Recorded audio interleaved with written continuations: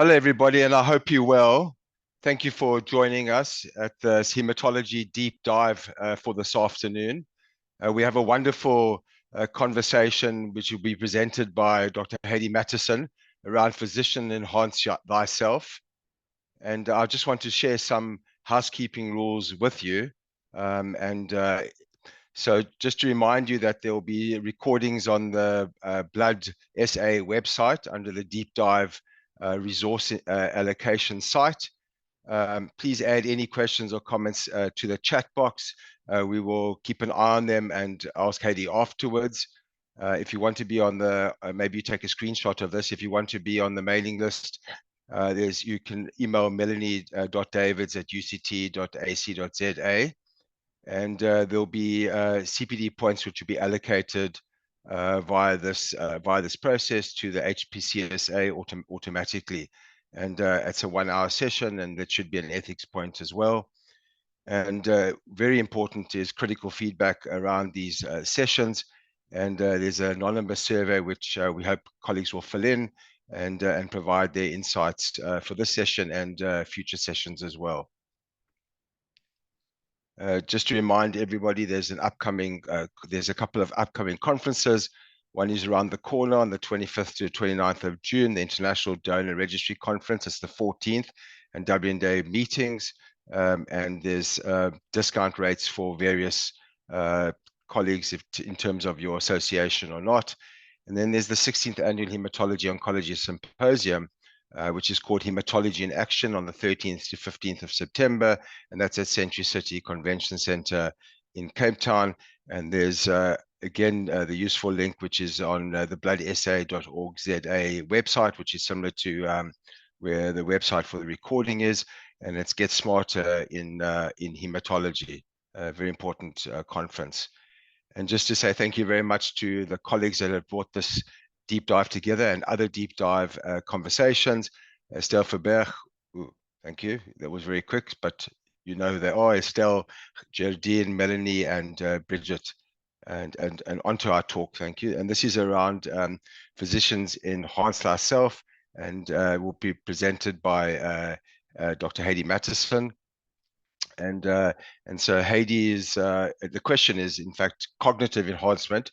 Should it be permissible or required to enhance our cognitive abilities, for example, using Ritalin, when do we not have ADHD, so as to be able to do more for our patients? And to introduce you to Heidi, my colleague and co-investigator on a recent Fogarty Award. Heidi received a PhD from the London School of Economics in 2012. As a senior lecturer in ethics based in the ethics lab of the Department of Medicine at UCT. She's also an executive member of SERETI, which is a South African Research Ethics Training Initiative program, and honorary research associate in philosophy at the University of KwaZulu-Natal. Her expertise is in moral philosophy, bioethics, and research ethics, and her current research focuses on building moral resilience among healthcare professionals. And I know I've been on platforms with Heidi, and I know that within our own environment and beyond, Heidi is doing a lot to talk about moral resilience among ourselves and our junior colleagues. Heidi, thank you very much for joining us. I hand over to you, and I wish you well for the presentation.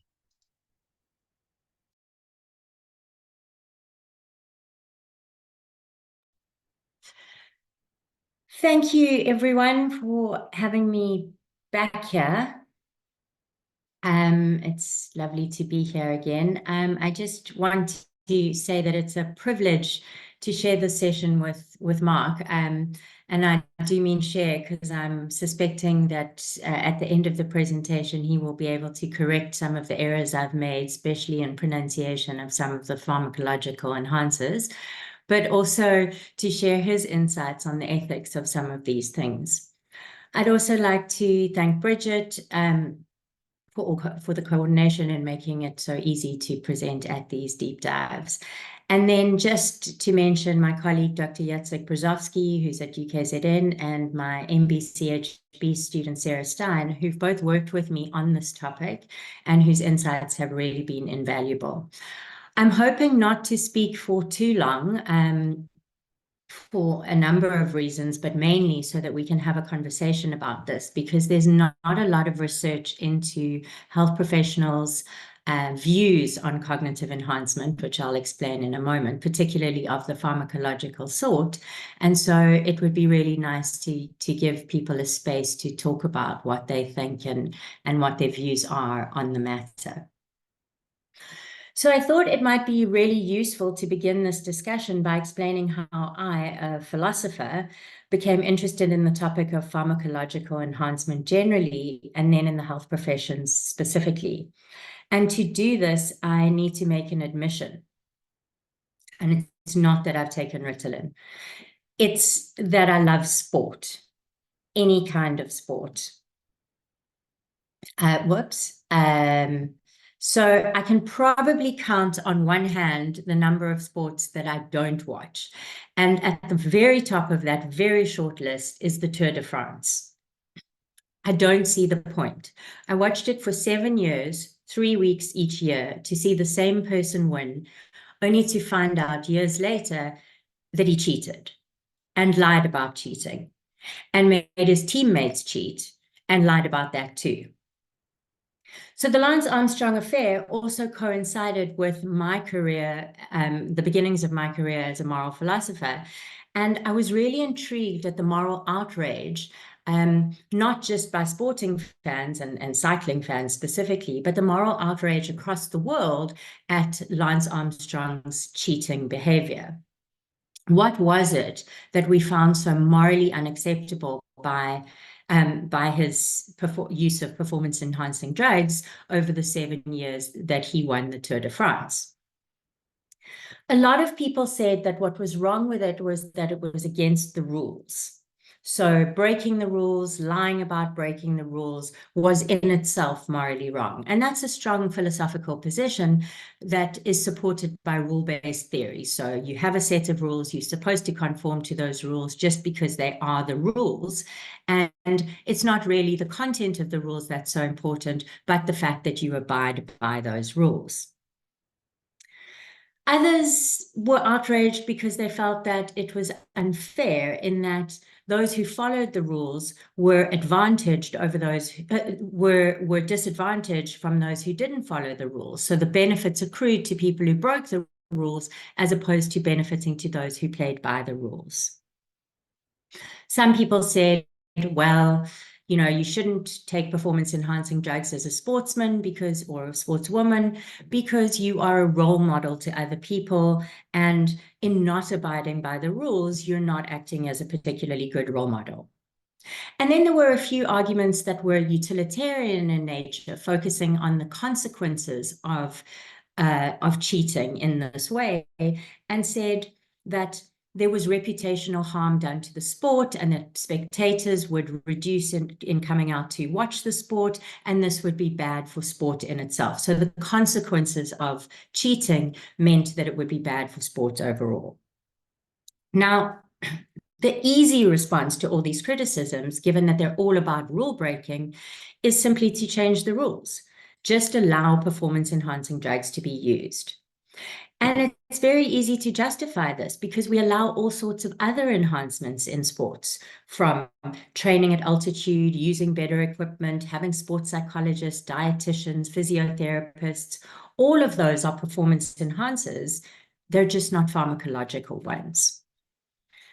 So I was really interested in what this very small difference seemed to be, what it is about drugs that seems to put them in a category different from, say, sitting in a hyperbaric chamber or sitting in an ice bath to speed up recovery. What is it about the drugs that seem to matter? And so a lot of the arguments against performance-enhancing drugs are about health and the harms to health that these drugs can and do cause.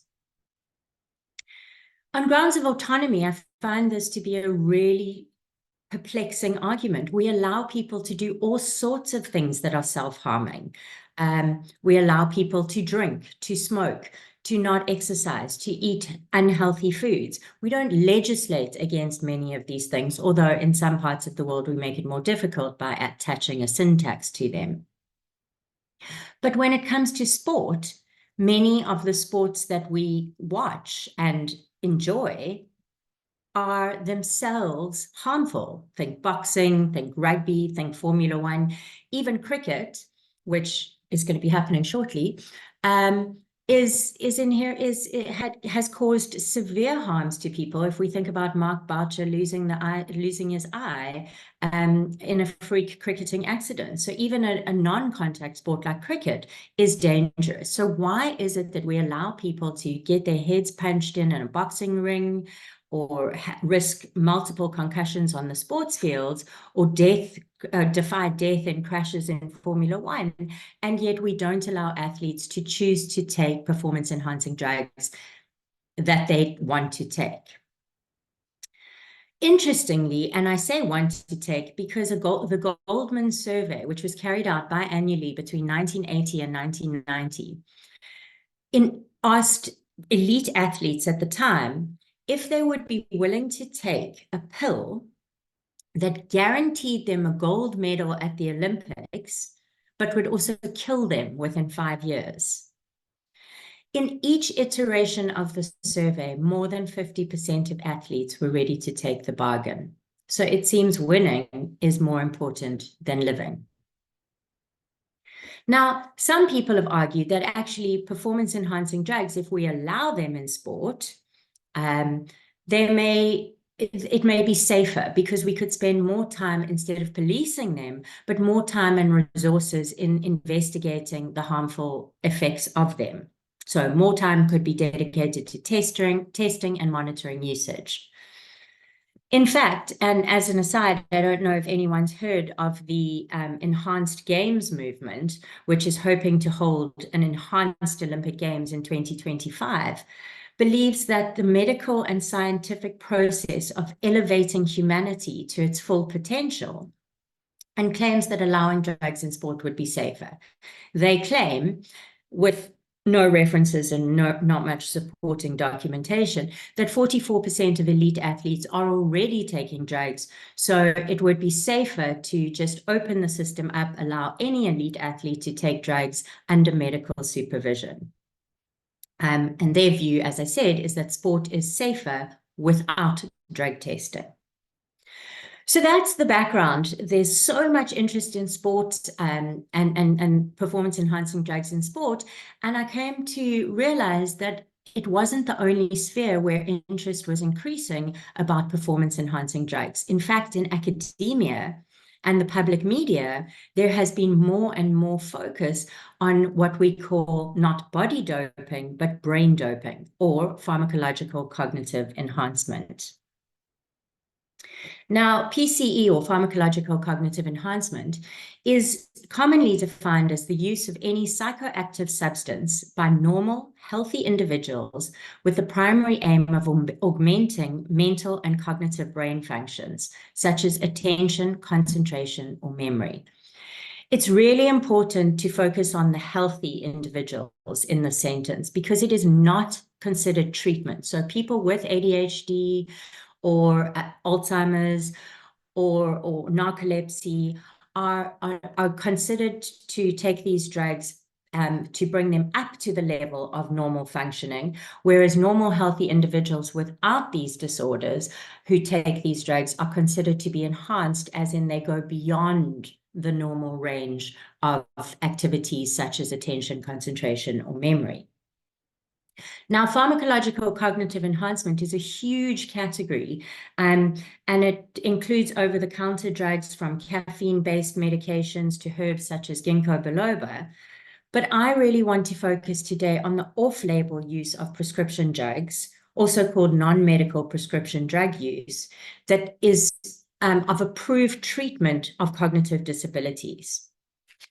So I'm not looking on the one end of the sort of natural caffeine, ginkgo biloba, St. John's wort substances that you can get over the counter. I'm also not looking at other illicit substances such as amphetamine, speed, ecstasy, crystal meth, but the ones in between, the prescription drugs that are used off-label to enhance cognitive capacity. So these are considered the smart drugs to improve the performance of the healthy. Now, what are we talking about? Well, I've put on the slides a selection of some of the most popular smart drugs. So Ritalin and Adderall are prescribed mainly for the treatment of ADHD. And because of their effects on the catecholamine system, these drugs increase executive functions in patients and in most, but not all, healthy people. They improve their abilities to focus their attention, manipulate information in working memory, and flexibly control their responses. Modafinil, excuse me, has also been shown to have enhancement potential. It's approved for the treatment of fatigue caused by narcolepsy, sleep apnea, and shift work sleep disorder. The most recent smart drugs seem to be anti-dementia drugs, N-methyl D-aspartate antagonists, which, although indicated for the treatment of Alzheimer's disease, are being used by healthy people seeking cognitively improved performance. So how much of a big deal is this? I mean, is this a tiny section of the population that we shouldn't be spending a lot of time being concerned about? Well, unlike sport, where doping is illegal, and so there's a lot of testing, and every doping scandal, like the 2016 Olympics, where almost a third of the Russian team were disqualified before the Olympics even began, it's incredibly difficult to discover the actual prevalence rates among non-elite athletes. There's also, so the lack of testing regimes is one of the problems, but the possibility of misrepresentation in surveys, and there are a lot of surveys that have been and continue to be done, but there's often a lot of underreporting in these surveys. Now, university and college students generally seem to be the category that is particularly keen to try these drugs. And taking advantage of the availability of these performance-enhancing drugs. So, as I said, it's not easy to determine exactly what the prevalence rates are, and these range from the study design and the groups being studied. But just on the left-hand side of the slide, you can see that over the last 15 or so years, there have been surveys, some putting prevalence rates up to 55%, others, Dietz et al. Was done in a German study with 20%. The Bavarian et al. Study was by US college students, which pitched it at around 11%. And in a UK newspaper survey, an informal survey done in 2021, it revealed that 16% of university and college students had tried a smart drug at some point in their academic career. So it's definitely happening, and anecdotal evidence from people suggests that it's also happening in the South. There are fewer studies available in the Global South, but some studies from Otago suggest prevalence at 4%, and at the University of Auckland at around 6.6%. Most recently, studies have begun to focus on the medical space. So in a study of French medicine and pharmacology students, 67.4% admitted to having taken at least one PCE in the previous 12 months. It wasn't a huge study, it was only 206 students, but that's a huge percentage of the people who had had access to these drugs and taken them. In another study done by Inc., with about 1,110 medical students, 18% claimed to have used a PCE, with 48% saying they had received their drug from a friend or relative. In other words, not getting it from a GP or a prescriber, but accessing it via somebody else's medication. And that's the flip side that I'm not going to talk about. Whenever that happens, we do also have to wonder about the people who are not taking the drugs, who have been prescribed those drugs, in cases where students are getting these performance-enhancing drugs not via a prescription.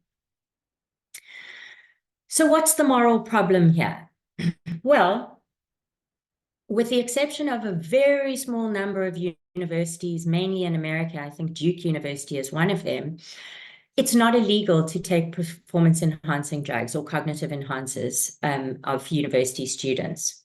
So it's not breaking the rules. So all those concerns we had about sport and doping in sport, which was about breaking the rules, don't apply here. It's not cheating, it's not lying, it's not breaking the rules, it's not setting a bad example in terms of being against the rules.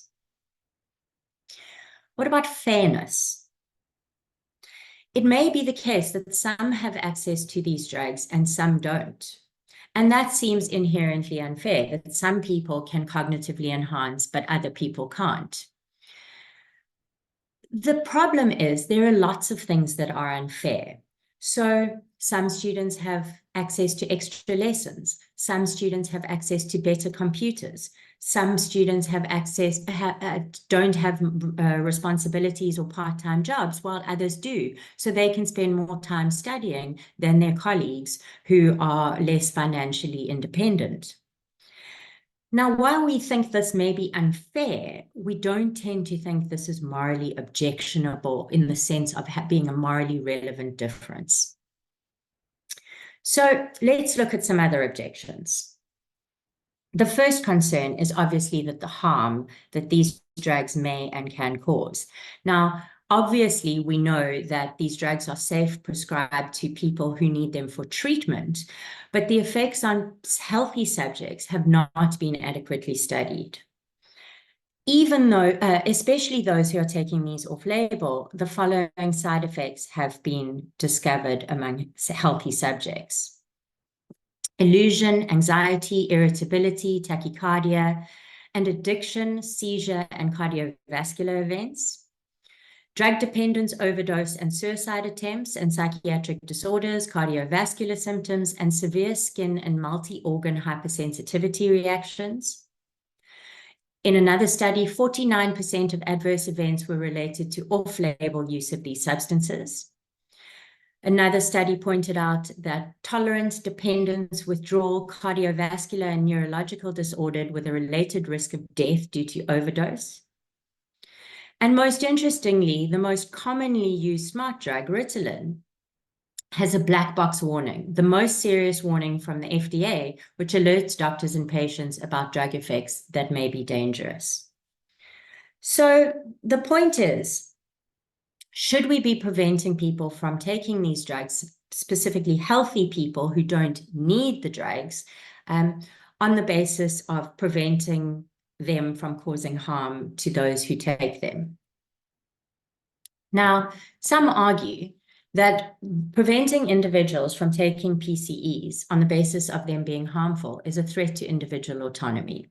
So one of my favorite philosophers, John Stuart Mill, the great anti-paternalist, claimed that a person may cause evil to others not only by his actions, but by his inactions, and in either case, he is justly accountable to them for the injury.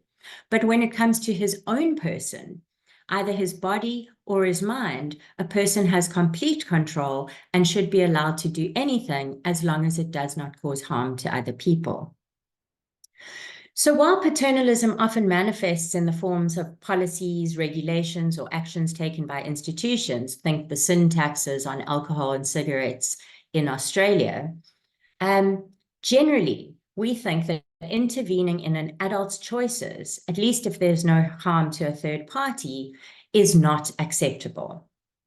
That is, we think that preventing an individual who is in a position to make a rational choice from acting in a self-harming way would be unjustified. So given that we respect medical students and medical practitioners as being rational individuals, is it wrong? It is wrong, so the autonomy supporters would argue, to prevent them from doing things that they want to do, even if it may cause harm to them. So the direct harm argument seems to me to fall flat, especially if we value autonomy. One area where I think the harm argument is important is the consideration of the potential indirect harms or harms to others. So what I mean by this is that we may find that if in a class of 100 medical students, 20 or 30 are taking Ritalin or Adderall or any of the other smart drugs, and doing particularly well or having an easier time, others may be tempted to try and take those drugs, even when it's not what they actually want to do. So there's a part of them that wants to keep up with the enhanced medical students, but there's a bigger part of them that has moral objections or even accessibility objections to these performance-enhancing drugs. So the threat of peer pressure is a real one. And in fact, in recent studies, it suggests that this is already happening. Faced with real or perceived pressure to perform at work, in private life, or concerning income, 8.9% of surveyed surgeons in one study and 19.9% of surveyed surgeons in another confessed to using PCEs to cope. So the picture is that perhaps there are good reasons not to support the use, or at least to condemn the use of performance-enhancing drugs in the medical space. They're unhealthy, or at least we don't know the extent of the risks that they may cause. There may be shortages in terms of availability if we're taking those drugs not through a prescription, but getting them from friends and relatives, and so on and so forth. I want to turn now to look at some arguments that we could advance that may support using cognitive enhancers, just to provide some balance. So I'm sure I don't need to tell any of you this, but I'm going to anyway. The public health system is under severe strain in South Africa. A decade ago, 30% of the doctors in the country served around 84% of the population who were dependent on the public healthcare system. Now, less than 20% of our medical workforce is employed to serve approximately the same number of our population. In 2022, the doctor-patient ratio was 0.31 per 1,000, which has decreased from 2019, where the ratio was 0.79 per 1,000. Estimates in 2023 suggest that over 5,000 nursing posts remain unfilled, and with a ratio of one nurse for every 2,300 people, or one per 224 patients, there's a chronic shortage of nurses in the country. Budget cuts, I'm not going to talk about because you're all very much aware of the effect of the budget, of the 2024 budget cut. But taking all the numbers together, adjusting for inflation, we find that the real spend per healthcare user was cut by 173 for each of the 51.9 million public healthcare users. Now, these cuts, in large part due to mismanagement and corruption at the level of national government, need to be understood in the context of an already struggling healthcare system. In 2023, the system was described as sick. In 2024, as facing an existential crisis. Now, in the context of a system that is, shall we put it euphemistically, having severe strain, it may be worth considering whether our medical professionals ought to be enhanced so as to be able to support the system more significantly. And this is Enk's argument. He says that a medical professional may have a responsibility to use a performance-enhancing drug. In some situations, he says, having higher functioning levels of focus and concentration is conducive to providing the best sort of patient care. And since the goal of medicine is to provide the best possible care to patients, this should be the requirement of medical professionals. So in order to provide the best possible care, we need to cognitively enhance medical professionals, because cognitively enhanced medical professionals can provide excellent care. Enk focuses mainly on emergency room care, but he points out that cognitively enhanced doctors would be very good at neurosurgery, trauma surgery, analyzing genetic test results, or reviewing patients' medical histories. So these are instances where he argues there is a moral responsibility to enhance so as to provide the best care possible. Now, I want to take this a little bit further and suggest that in the context of a significantly understaffed and under-resourced public healthcare system, maybe there is a moral imperative for healthcare workers also to enhance just generally, because they may be able to do more with less for a greater number of people. The Declaration of Helsinki claims that a physician's duty is to put the patient first. So even if there is a harm to the clinician, if a benefit can accrue to the patient, shouldn't the medical practitioner be obliged to take performance-enhancing drugs so as to provide optimal care? Now, this idea might sound a little bit outlandish, forcing doctors to take pills,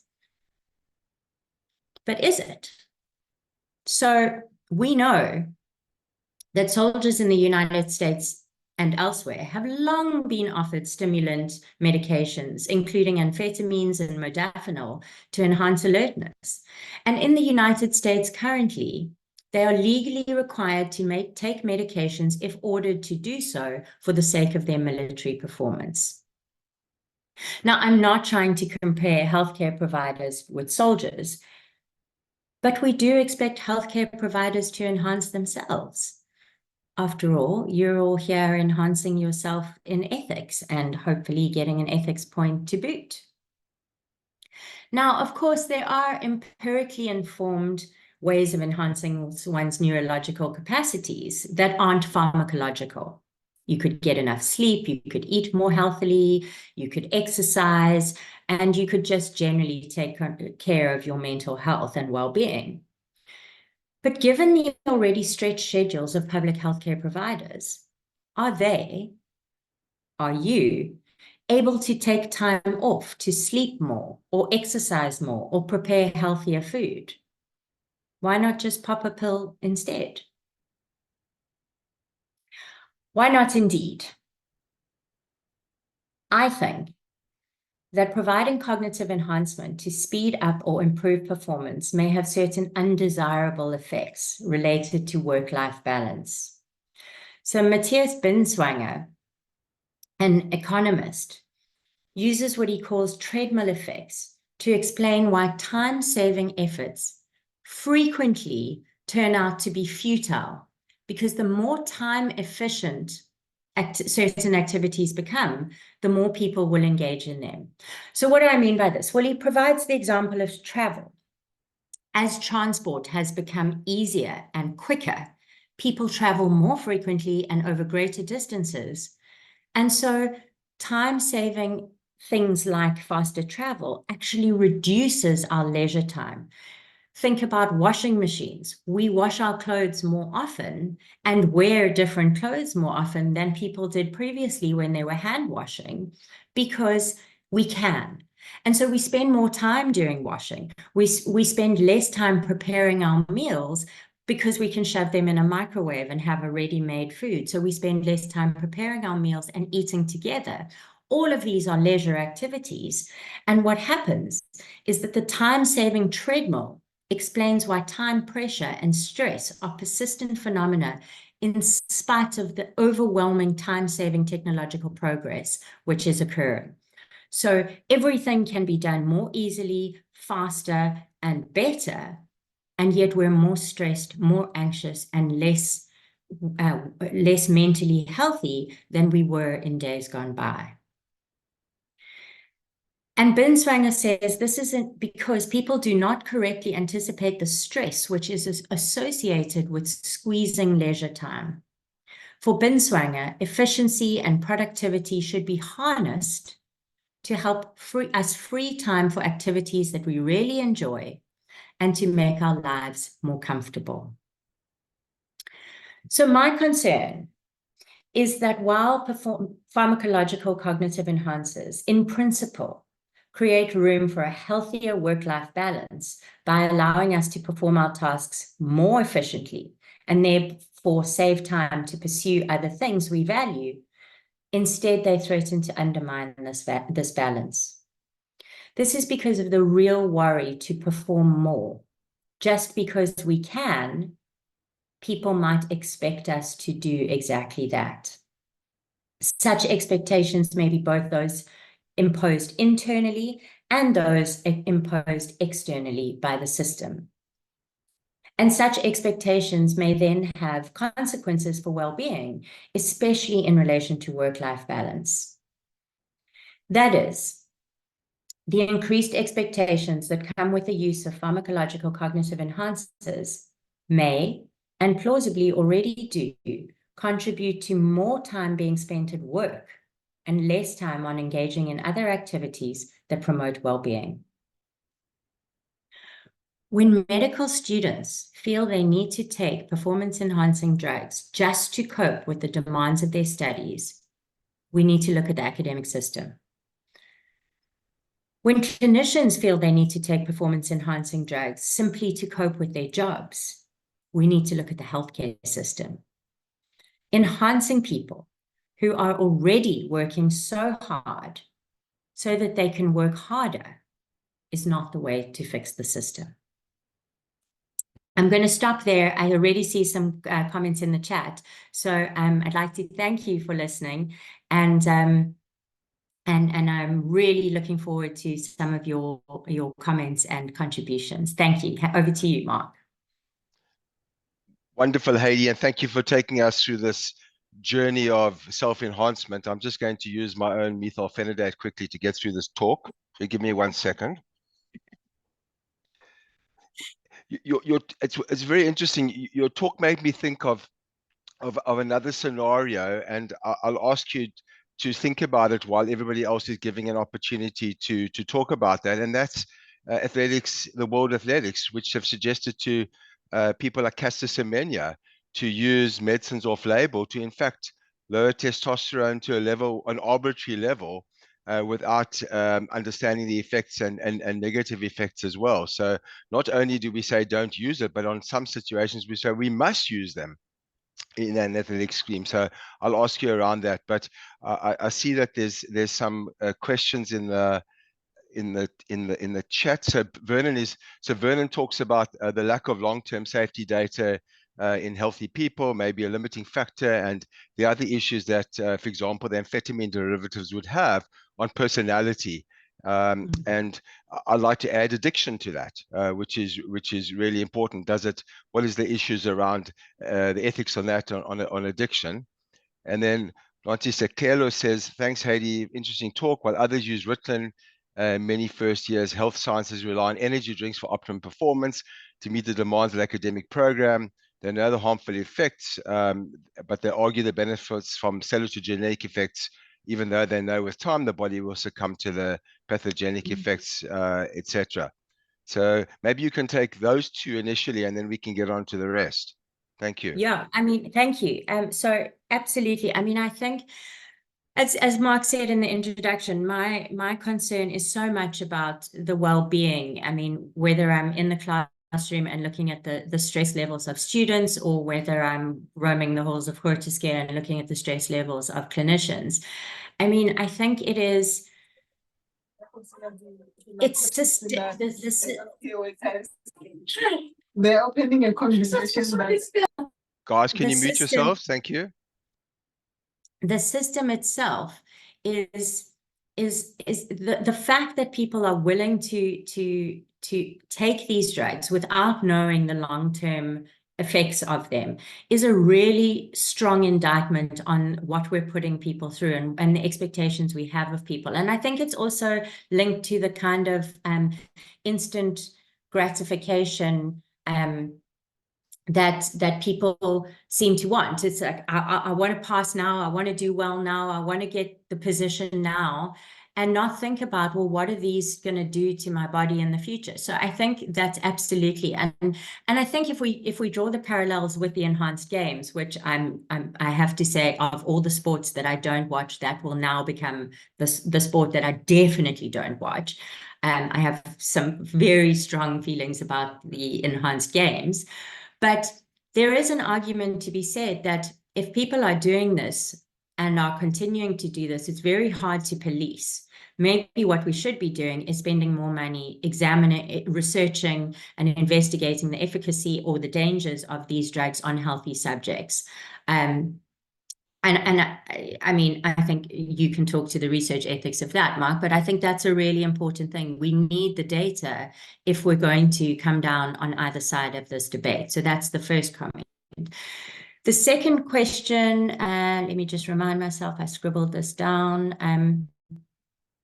The second thing is that I mean, I think the harmful effects of energy drinks in a former life, when I worked in advertising, for my sins, I worked on the Red Bull account, and without wanting to get sued by Red Bull, I've never drank a Red Bull in my life, because the combination of caffeine and taurine is really not a great combination. And students drinking these extraordinarily large things of Monster or Red Bull or whatever they are, I think are equally problematic, and that it becomes a cycle. You need more to get the same effect, or you need more to get more effect, and it's absolutely problematic. But what I think it comes down to is that we shouldn't pathologize the students or the medical professionals. We should take a look at the system that's driving people to dope to cope, really. And that's what I think all the evidence is pointing to, is that people are being pressured to use these drugs because the system is putting so much pressure on individuals. And so my suggestion that the South African public health sector should take drugs is really very tongue-in-cheek, because I don't think that the responsibility to fix a broken system is on the healthcare providers. They're working hard enough as it is. And just to say, Mark, just to go back to your comment about Caster Semenya, the irony is not lost on me, that the main justification for preventing sports people from taking drugs is apparently for wider the harm, and yet they're willing to force Caster Semenya to take harmful drugs in order for her to participate. It's just flabbergasting. Again, without the long-term safety data in a healthy individual, which we should hold to the highest level when we're using medicines in this situation. So Vernon had a comment about natural enhancers, for example, lion's mane and psilocybin. Have you thought some of those through? Again, Yeah, difficult I mean, to track. Yeah, I mean, look, I think the psilocybin seems to be the new big thing, and I mean, part of me, I used to think I was kind of brave and out there and would try anything and just see what happened. But the more time I spend with medical professionals, the more time I think that maybe we should be a bit more cautious about what we put in and on our bodies, and I think it comes back to, why are people taking these? Why are people resorting to these? What are we doing wrong with society that we're making being normal, being healthy and normal, not enough? We have to be more, we have to be better, we have to be stronger. And there's something very wrong with that. And that's not to say I'm anti-pro enhancement. I'm not anti progress. I still think it's good to read books. I think it's good to eat healthy vegetables. I think it's good to exercise. But I do worry about this superhuman kind of road we're traveling down. I also think it's going to create a two-class system where you have the enhanced people, so the students who are taking the drugs and doing well or able to do other things because they're spending this time on their studies, the professionals who are able to who see more patients or go through their paperwork faster or take quicker histories.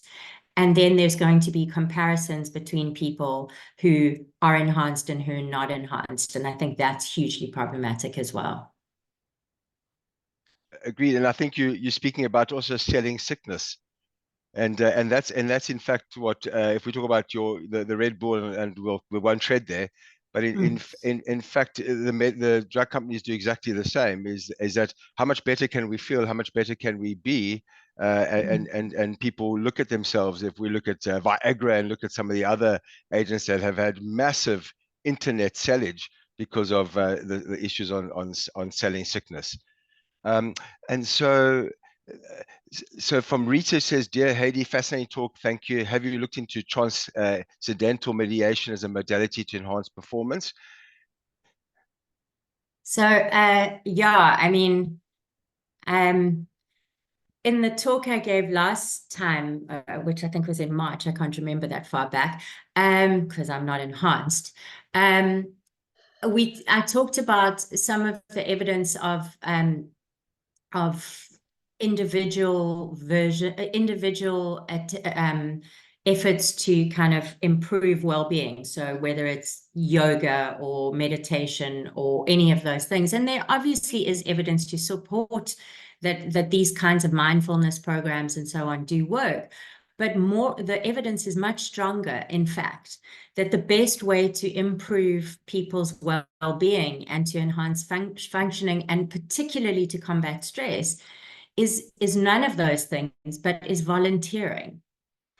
And I think what's interesting about that is that we're not pathologizing the individual. We're not saying you're sick, so you need a pill, or you need to meditate, or you need to change your diet. We're saying go help someone else because they need you. And the fulfillment we get and the satisfaction we get from that apparently has huge evidence in reducing stress. Now, I'm not suggesting that any of you have enough time to go and volunteer at the local SPCA after your 19 or 20-hour days in the hospitals.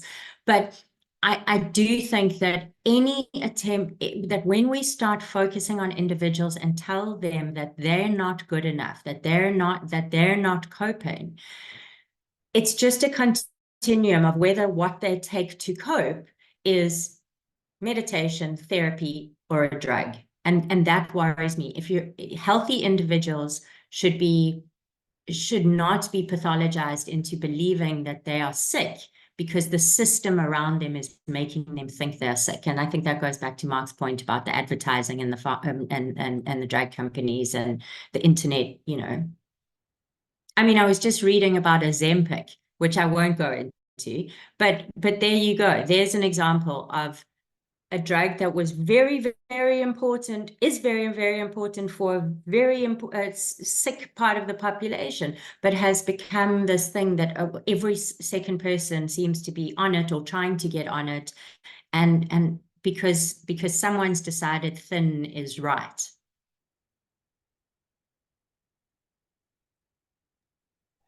And it would seem that we don't speak about this enough, and maybe so there's no counter detailing. So there's this pressure to use medicines or off label. There's a pressure that a pill will help, but there doesn't seem to be a counter detailing proposal to colleagues or to young people around, and maybe these are alternatives which work, which potentially work, and you can do it in your bedroom, for example, without any problem whatsoever. And it's almost as that we need a counter detailing process, because what I'm not hearing is that nobody's saying we're not burnt out, and nobody's saying that we're not stressed, and nobody's saying that we don't need something to cognitively enhance, because we are so overloaded as clinical colleagues and within the system. And so it lends itself to people moving to a simple pill, which you could probably prescribe for yourself, and people would turn a blind eye. So is there an opportunity for counter detailing in some manner? I think that's a really important point. I mean, I think that part of the problem is that taking a pill seems to be a lot easier than some of the other options. I mean, transcendental meditation takes time. You know, if you don't have an hour in your day to just decompress, how are you going to find an hour in your day every day to meditate when you can take a pill that takes the time it takes to have a glug of water. So again, it's that instant gratification. It's that kind of we can medicalize a social ill, and that's a really worrying kind of concept. So I think we should change the narrative. I think we should say two things need to be done. One, that there are other ways of improving cognitive enhancement. People know that there's evidence now, I believe, that learning another language is really, really helpful in developing one's cognitive capacities. So, spend 10 minutes on Duolingo or whatever app you've got and learn a language. It's also quite relaxing, and it's quite funny to have a little cartoon character talk to you, as opposed to necessarily feel the pressure to take a medical alternative. So I think that's really important. But I do also think that we need to go back to the system. And I think COVID,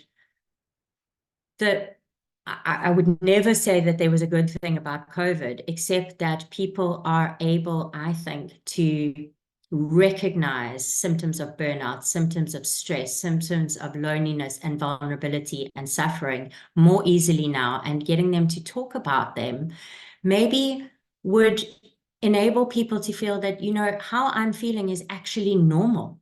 There's nothing wrong with me feeling stressed and burnt out and tired, because everyone around me is feeling stressed and burnt out and tired. So we don't, again, pathologize and make the individual feel that there's something wrong with them that they need to treat medically.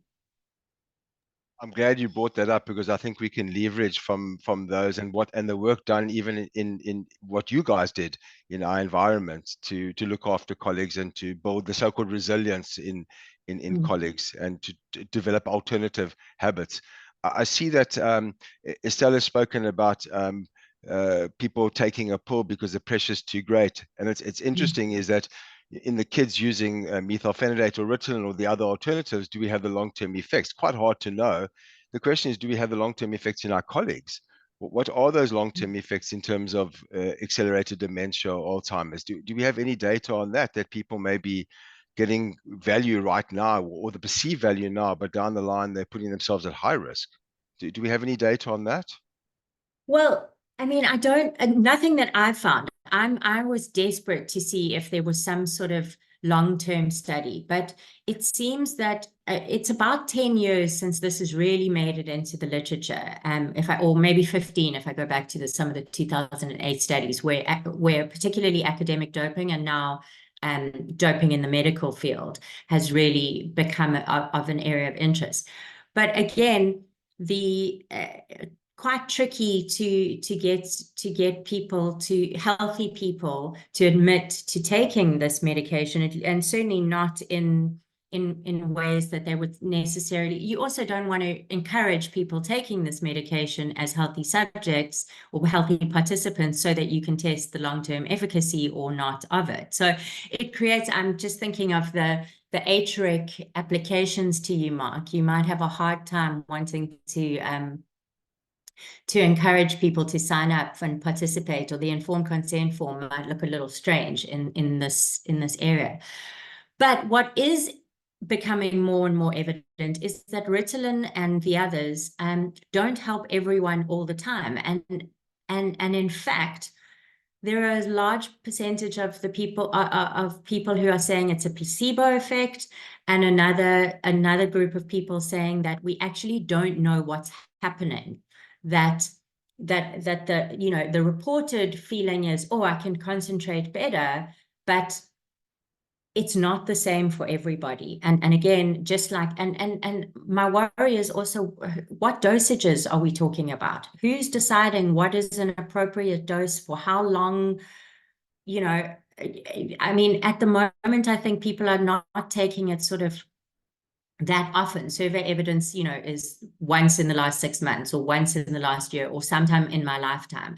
We're not getting people who are talking about taking this every day, but the worry is that if we don't get the research, if we don't do the research and find out these long-term effects, what's to stop people from doing that, from overtaking? Yeah, and I think to answer Estelle's comment around, I mean, Ritalin is such an old drug, and I think in the day when it was registered, the conversations around long-term harm, and having a registry data to actually, have people in registries and repositories to try and identify what these signals could look like, have been lost. And now we're just getting generics and other, evergreening of patents of these agents. I think if studies have social value, and they are going to answer a question which is so critical for society, when we're able to tackle these at ethics committees and say, look, these are important aspects, people are using them, what can we do? Psilocybin being an example as well, drugs of misuse. So one could look at that. Just to talk about Jessica's thought process is that, have we missed the boat? Because there's so much happening in the schools, and if we look at that, and you see what happens in the medical students and health faculty students, and then they move into internship, and they've already carried these insights with them. Richard van Smith's recent work on vaping suggests how many students are vaping, using cigarettes and using cannabis at school level. So, should we be talking with the school governing bodies and getting this done earlier? Yeah, I mean, I look at some of the evidence from other countries, and I mean, I see, I think it's the UK have pretty much outlawed vaping for anyone under 16 or 18, or because of the dangers that they're perceiving. I mean, there are other parts of the world where people are saying, yeah, I think the UK also is now saying that children under the age of, I'm not sure the age, but shouldn't have smartphones, maybe under the age of 16, because of the damage that's being caused, not sort of physical damage, but it was a discussion that they recently had because of the threat of suicidal ideation and the pushing of that. So I think that's really important. We're normalizing a lot of these things that we don't, at what point are we going to say, right, we need to investigate now? So I think Jessica's point is absolutely right. Like, we have normalized all of these things, and I think we're in some ways, it's a long time since some of the terrible LSD usage among soldiers and things. We've forgotten the effects that those have had on soldiers later on in their lives. And at the moment, I see people are really, really interested in the relationship between sports concussions and motor neuron disease and ALS and so on and so forth. With from soccer to rugby to everything else.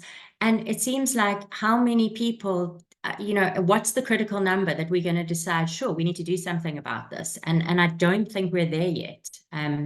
So I think Jessica might be right that we might have missed the boat. Apparently, anecdotally, that at the end of year rage, the kids there have been stockpiling their Ritalin that they were supposed to be taking over the year, so that they can sell it and use it as not just a performance enhancing drug, but a party drug. So we might very well have missed the boat. And I think Vernon's got a very interesting way forward. Should we, we've looked at other aspects of mental health within the student population. Should we be asking anonymously these questions to get a better idea? I presume what we need to do is have an action plan, which it seems to me that we may not have at this moment in time. That if we find that there's massive use, or even ad hoc use within the population of these enhancing agents, what do we can't throw the HPCSA at people. We can't say, well, you can't do it because of the HPCSA. We have to come up with a better understanding of what that could look like. Do you have thoughts on that?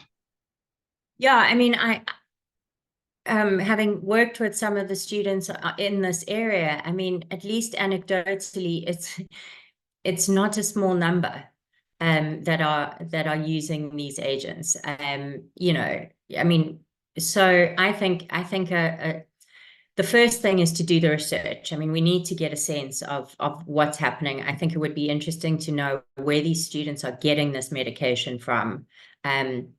You know, how easy is it to get? All of that, and then I think we really need to start talking about it, to start saying, well, what is prompting you to take this? Is it the peer pressure? Because that would require a different action plan from, is it the enormous workload that students just can't cope? Is it the pressure to perform? Is it the fact that they're hearing that medical posts are not being filled, so they've got to be top of the class? They can't just be in the top 5 or the top 10 or the top 50. I don't know. We need to really figure out what it is that's driving this usage, because I think only when we know why people are taking it, do we get to design an action plan that really works, or that has a chance of working. Very good. It would seem, I mean, that as Vernon has suggested, that one could look at a survey, then a basis of some sort of communication through the various faculties, I would say, in terms of what this could be dropped into very many, and maybe that is something that one could do or emanate from this this discussion, is that what could a survey look like, and what could some educational material look like that gives some of this information to young colleagues as a start. And obviously the spillover would be more the senior colleagues. Yeah, I was just going to say, maybe at the anonymous survey at the end of this deep dive, we can add a quick question. Have you, in the last 12 months, taken a pharmacological cognitive enhancer? Get a sense of what the 130 people or so here are doing or not doing. I mean, you know, yes, Mark, I know we need ethical clearance and all of that stuff, but I mean, I have been in a room where people have put a little like questionnaire amongst their friend group. Who of you have taken Ritalin? The hands go up.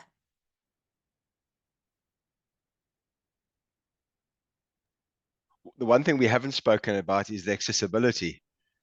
And it's interesting, and maybe that's also part of the way forward, is our colleagues who are providing these agents for off-label use. I mean, these are highly controlled, you know, Schedule 6, almost like the opioids, and so there should be some sort of control. Yet we know that this control is lacking, and so there's a complicit prescriber as well. So the prescribers are complicit in this conversation as well, and I think we need to, at some stage, have an action plan for that as well. And the pharmacists, one must look at, when adults are using methylphenidate, for example, one's got to ask the question, you know, is there truly ADHD? Because there's a problem when that arises, and so it almost requires a whole group of colleagues to be in the room of what this could look like. Yeah, I mean, I think we've learned that from the US opioid crisis, where some of these things were, I mean, the complicity in the different levels, from pharma to the doctors to the government to the system, you know, and I do think, I mean, I wonder what level of, I mean, the pathologizing of young people. Oh, you have ADHD because you've got a bit of energy, or you know, how, I mean, I've had people say to me, oh, I know what the symptoms are for ADHD, and I know how to tell my GP that I've got all those symptoms. So they're just, you know, anecdotally arriving at a GP and saying, well, I've got this, and I've had trouble concentrating, and I can't do this, and, you know, and my focus is poor, and whatever. And then the script is written. So it becomes fairly easy to access, it would seem, in some spaces. And as Helen McKilleron has suggested, that the pharmaceutical industry, as you alluded to, has a major responsibility in this conversation. Nontsikelelo, would you like to put on your mic? And I think you've got rights. And ask Yes, question. I do. Yes, I do, Mark, and thanks, Heidi. I mean, we have a class of 450 students, first years, give or take. And we know that they take energy drinks. I mean, you only have to stand outside of Pick n Pay this one in St. Peter's Square, and you will see the consumption rate. And in fact, informal discussions that I've had with the dentist on Main, he's very concerned about the use of energy drinks because it erodes the enamel. But now, you know, it's that tricky balance because, I mean, you know, I know he's not focusing on them as future customers, but we also know that there is that as well. But what we are doing is that we are addressing that in the classroom space. So we're not going to say stop, you know, doing this, but we're going to inform them, you know, so that those who have not started, you do not, or maybe when they do start, they know that this is harmful. So there's two things that we are addressing, you know, because we're looking at their age and their vulnerability as first year students. It's vaping and also the energy drinks. So we're looking at those as public health topics. So we will have them in the classroom. So there will be an opportunity, you know, to have, you know, to just undertake that survey where we just ask them randomly, you know, how many have used this or that. But I mean, we have a sense of where everything is. I did ask them the question last year, and in fact, I put it in their test. And they said, you know, they know that it's harmful, but they're looking at the immediate benefits because they can stay up at night and prepare for an assessment or write, you know, or write an essay that they need to submit the next day. So we're looking at competing interests, and I mean those are the dilemmas I would say in our space. So not that they don't know, but yeah, it's the fact that they've paid tuition. Yeah, I think that idea of competing interests is absolutely the case, and it's the worrying is that what is causing this level of anxiety and this level of stress that students are feeling that they need to take these medications or the energy drinks or any of these things to cope. And I think we've got I mean, I'm not the first person to say that we've got a mental health crisis on our hands, but there is this feeling, whether they are coping or not coping, there's certainly the feeling that they can't cope without these supports. We've got to change that. Yeah, and Jessica says that energy drinks should be banned. I think they skirt the regulations as a medicine and a food substance and that, and so everybody just hands over the responsibility to somebody else, and nobody takes absolute responsibility for all these energy drinks, the amount of sugar that's in them, the risk of the metabolic syndrome and diabetes. There's so much happening there, and I think that's an offshoot of this discussion, is that, you know, how does society look at energy drinks? Do we just have we given up, basically? Because that's what it feels like, is that we've given up and it's sold in Pick and Pay. So what's the problem? It should be fine, you know. Or is there some work that we can do? And does the survey help us in schools, and the survey help us in, at least in our own young students, to see in fact what's actually occurring? What about the expense?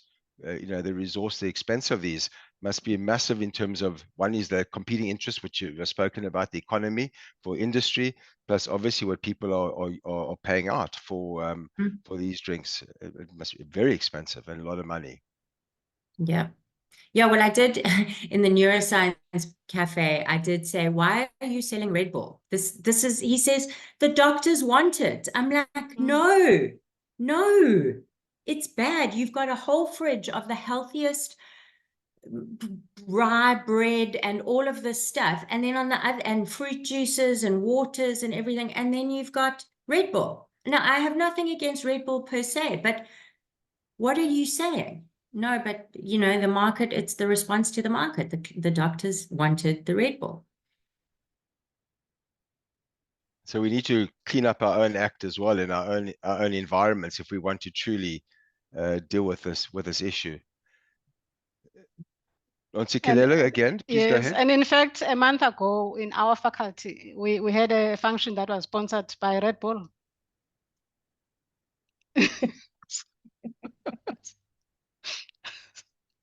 So, yeah. So we have work to do, basically. Yes, we do. We do. But actually, Red Bull is more expensive. It's the other energy drinks that they've introduced recently. They go for 10 rands. So they're affordable. They're cheaper than Coke. And they are in fancy containers. Mm. And the quantity is much more, so I mean, I can't remember what is the volume, but it's much more than your standard can of Coke. Brilliant. So I'm not seeing any more questions. This is your opportunity to ask a last question or give us a comment. Anything we're very comfortable to receive.